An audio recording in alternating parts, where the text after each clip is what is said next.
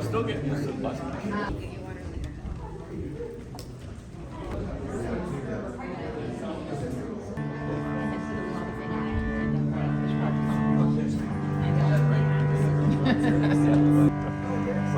gonna do great. Thank you. Thank you guys. We're gonna go sit down. Okay.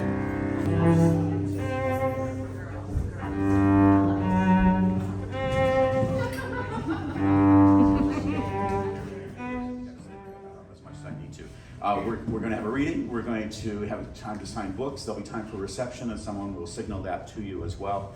And it's my great pleasure to invite George to give some remarks.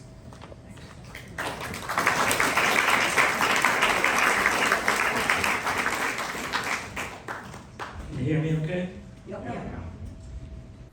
Seamus Heaney once said that as a poet, he had to grow up to what he had stored up. What Gary White had stored up was the silence of the prairie and the vast open spaces in the philosophy of Parmenides he encountered as a graduate student. And that was followed by the tremendous patience it takes for a poet's reading life and his real life to intersect. And one day he saw those beautiful horses from the prairie enter into a translation of divine horses and the verse of Parmenides. And I imagine in that moment he heard the magical hoofbeat of Pegasus. I think I can hear it upstairs. And here's what the eminent poet David Ferry, who would have loved to be here, except he's 99 years old, great fan of Gary's work. Here's what he said about Gary's book in his blurb. This is a great book.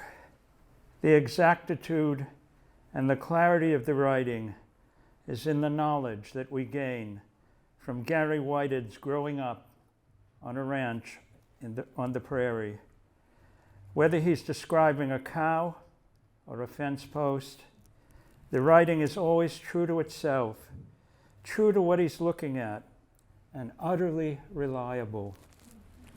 There's never a moment when the writing is not totally true to his understanding of the lines and how every line that follows is trustworthy in its attachment to the elemental truth of the place.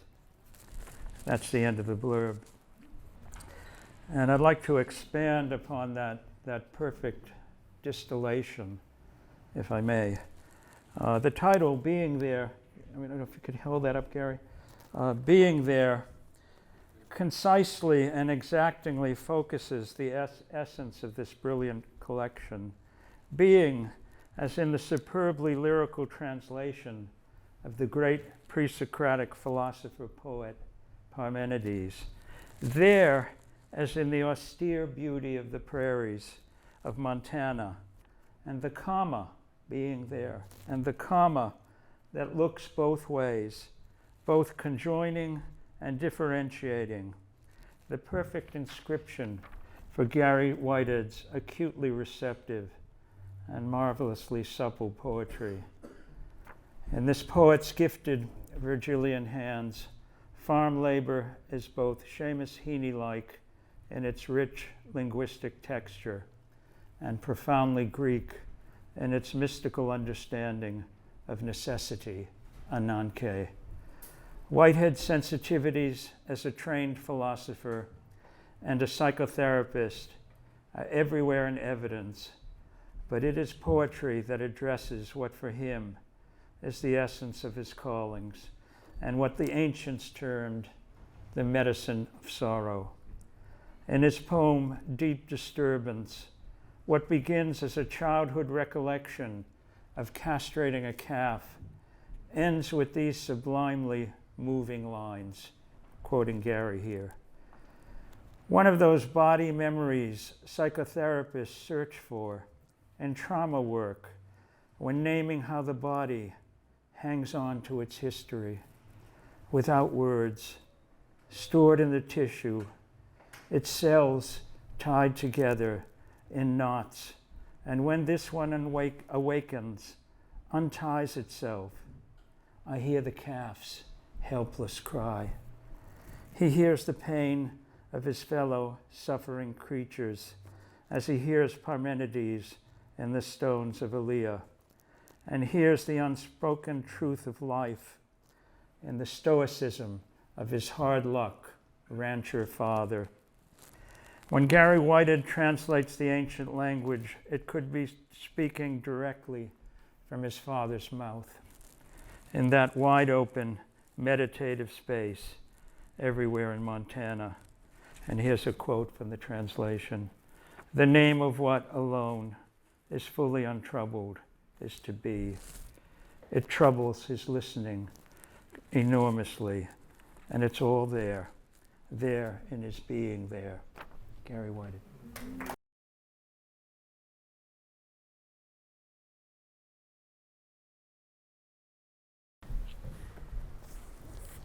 First, astonishments.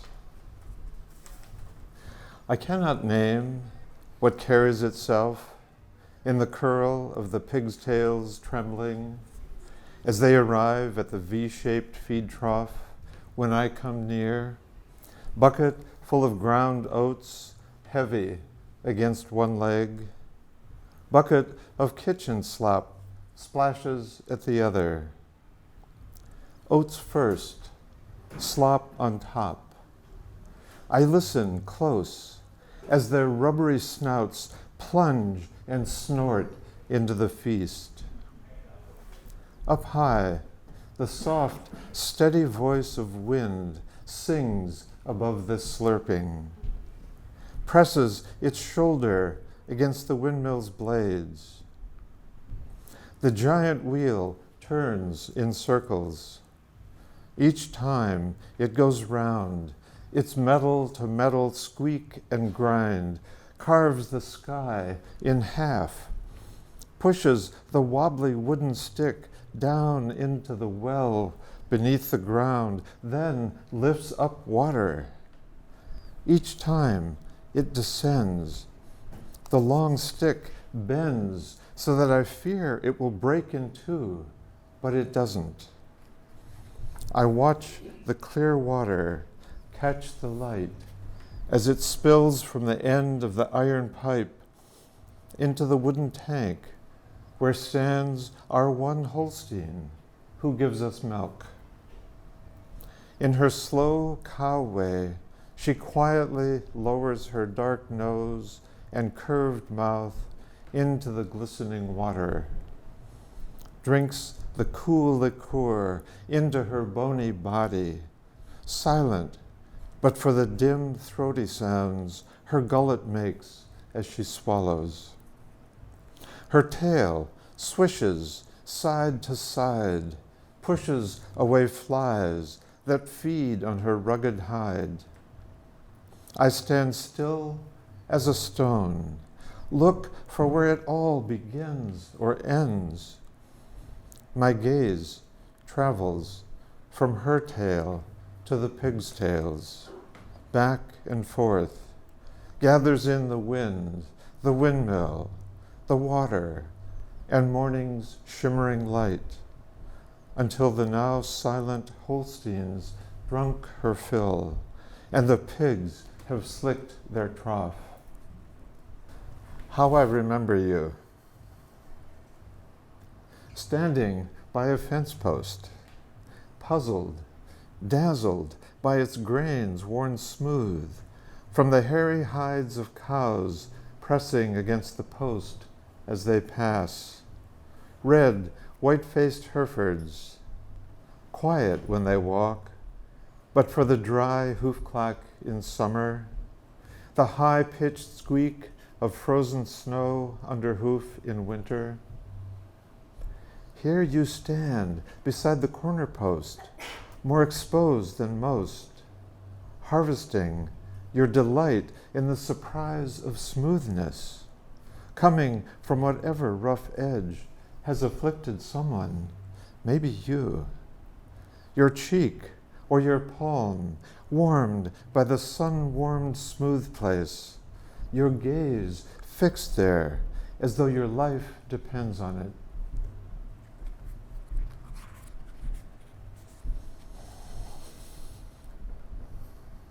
Locus amenus. It's an old Latin phrase that means pleasant place, or could mean idealized place, but a place of holding, a place of sustenance and support. And this poem has an epigraph from my dear philosophy professor and mentor, Henry Bugby, who I want to say thank you to him right here. He's who taught me that a philosophical text could sing, could speak, could dance, could move, if you were willing to dance with it. So here's Henry. For true perception requires stillness in the presence of things, the active, open reception of the limitless gift of things. Locus amenus. I had no name for this delight that leapt from my eyes, went out to meet the things of the prairie I loved as a child. Now I unroll each memory of these earthly things that give themselves fully, not spent in their giving, but some way added to. Glistening spittle from cows' mouths as they walk to water, their afternoon grazing behind them, cuds chewed, swaying along the same dusty path that always leads to water. Crick moving by twists and turns toward the Yellowstone River, its coolness in summer, its shelter in winter, holding me no matter how I come to it from the barn where I spend hours lost in looking. Imprint of a hammer blow that missed the mark when men were building this barn I gaze upon, years beyond its making. In haste, one brought his hammer short of the mark. Clean look of this board, forever changed.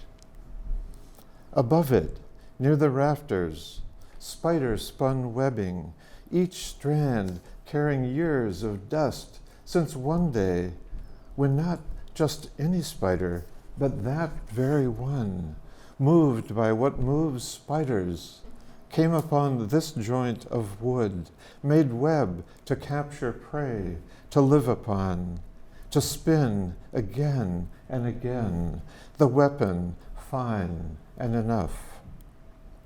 Across the barnyard, the corral gate sags on its hinges, tilts the corner post from its standing straight, sways in summer afternoon breezes when left unlatched, and as it sways, sends out its ancient tone of longing. The fly on me. The fly buzzing at the hayloft door when I was a boy, and landing, silent, on the board above the door. Is she still there, if I remember her? Or the one that landed on the edge of the milk bucket when I was learning to milk the cow, and I watched her walk all around the pail's edge, feeling intimate with this creature, as she made her way around the rim held tight between my knees, the milk hissing and foaming into itself, each of us in quest of a next meal in this barn where the fly would likely spend her entire life, while I had not yet begun to imagine mine.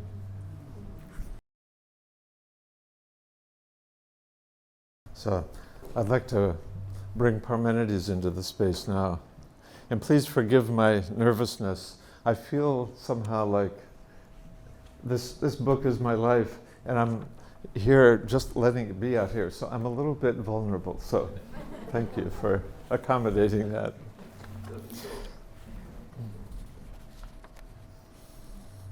I want to say just a little bit about the book and how it came to be the way it is by giving you just a little context of my encounter with Parmenides. When I first encountered his fragments, I was in grad school, and it felt, oddly, like my life as a kid growing up on the prairie began to make sense to me. At 25, I began translating his fragments, and I was flooded with memories of the prairie and growing up there on the ranch. The lines of his poem became a voice for what I had experienced as a kid and for which I had no words. The hanging together of everything. The way you could listen to things with your whole being, body, mind, heart, and soul, and feel in touch with everything. And that to listen deeply was to touch, and to let yourself be touched by things, by the simple way they were present, however hidden or exposed, however awful or delightful. For me, as I made sense of the fragments we have of Parmenides, I started reading it as an exhortation to listen. And my sense is that's actually what Parmenides was inviting and exhorting us to do. And he himself was trained in what was called by his people the practice of stillness. And the practice of stillness involved taking someone into a lair, a kind of sense deprivation chamber, if you will, and helping them to travel to the other world. There were two reasons for travel to the other world in the ancient sense of things. One was for personal healing, and the other was to meet the goddess and be given healthy laws to bring back with which to govern your community. As I say that, I can't help but just want to take a moment to acknowledge the world as it is right now and what we're in the midst of, with so much war and struggle and suffering, so much degradation of our natural world and our communities, and just kind of send out a prayer, if you will, for some healthy laws to come back to govern us in a way that would involve the kind of listening, really listening, that Parmenides exhorted his community toward.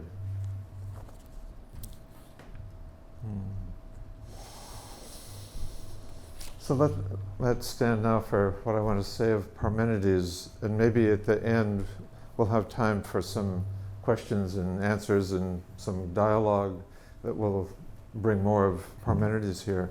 But what I'd like to do right now, before I offer you some of the fragments of Parmenides, at least my version of them, my translation of them, I want to just invite my dear friend Lisa, dear friend for many years, since 1980, 43, 42, however you do the math, it's a long time.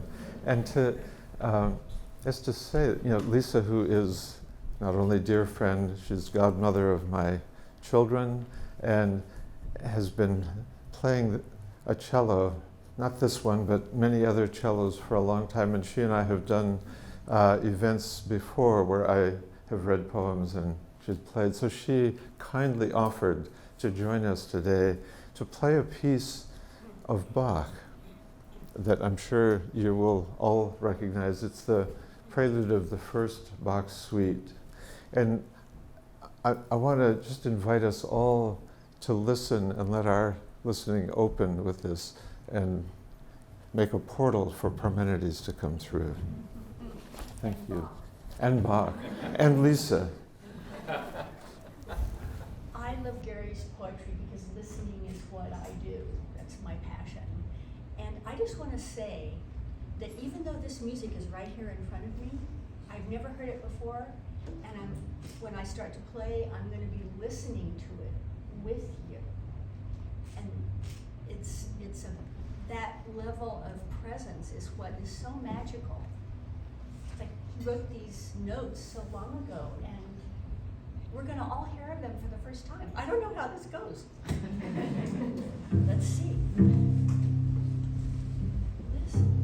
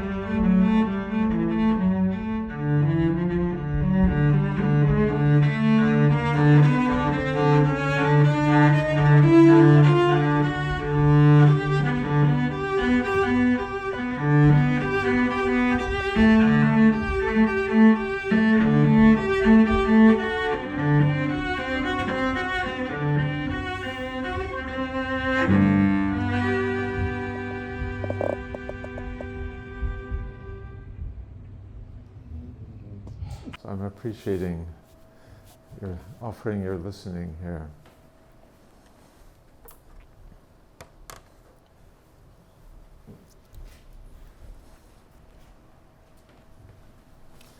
Parmenides, Fragment 1. Horses carry me as far as my longing can reach. Transport me to the many-voiced road of the goddess that carries the one who listens through vast silence. On that way I am carried, for the very wise horses know where to go. They pull the chariot at full gallop, and maidens lead the way. An axle blazes in its sockets, urged forward at both ends by its whirling wheels, sends forth the eerie sound of a whistle you hear traveling to the other world. These young women daughters of the sun, as they leave the house of night, throw back veils from their faces with their hands and hasten to convey me into the light. There stand the gates of the ways of night and day, enclosed with a lintel above and a stone threshold below. These ethereal gates themselves are covered with great doors whose alternating bolts are held fast by Decay, goddess of justice, who lets nothing past her. Speaking gentle words, the maidens cunningly persuade her to swiftly push back the bolted holder from the great doors. As those gates fly open, they spin on their bronze axles fitted by nails and rivets, turn in their sockets, one then the other, to make a wide opening. Straight through them, the maidens guide the chariot and horses along the broad way. The goddess welcomes me warmly, takes my right hand with her right hand, addresses me, and speaks this story. O youth, linked with immortal charioteers, and with horses carrying you to our home, welcome. It is not at all an evil fate sending you forth to come this way, far from the beaten path of humans, but rather it is your nature, the order of things, and your deep urge to listen. It is necessary that you hear all things, both the untrembling heart of well-rounded truth and the opinions of mortals, which hold no true belief. Nevertheless, you will listen to these also, how it is necessary that things as they appear be acceptable as they continually penetrate all things. The next poem I would like to read of mine is one that's been written since I was there. It's called Touched by Stones. I walk where Parmenides walked, among the ruins of walls fallen since his time, stones that remain because they can, because they are stones, and in their way speak something we cannot know, but be touched by if we listen in stone. Better maybe to say they stone, give them the power and standing of a verb, one among the many chiseled down to a noun, spoken over and over, the way we turn verbs, nouns, repeating them until they fall down, as those walls have fallen. And now we mostly only remember the way a noun might remember the verb it was when first spoken into being.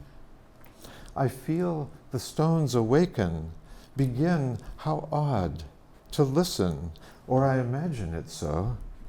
Could it be they recall through my seeing, my listening, and my imagining how it was they came to be the walls that once stood here upright and sturdy, each one lifted by gifted hands, placed on top of the stone beneath, becoming a house, a bath, a temple, these walls.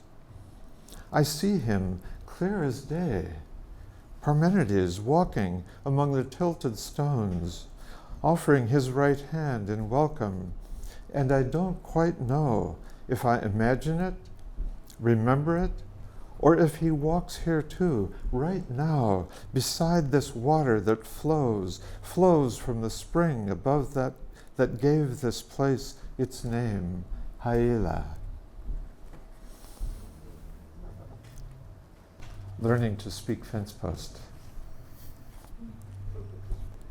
Were you, Parmenides, the one who guided me to stand close to fence posts, to listen to their slivers, their knots, and their uprightness?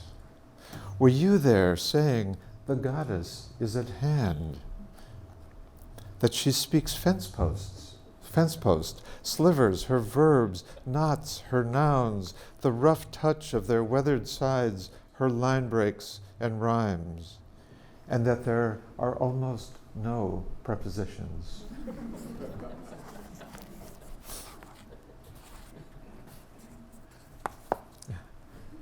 I owe that last line to Fred Marchand, who many of you know, who always encouraged us to drop the prepositions from our poems. Right there. Wind whistled through the narrow slits between the fence posts' long splinters, where there was nothing that I could see, only a flute sound of nature's making from the long-standing in dry prairie air of any wooden post, and a farmer's need to have the post stand still long enough that, to my young boy sense of things, seemed to be forever. It delighted my eyes and my fingers to touch something that lived right there inside where forever might arrive.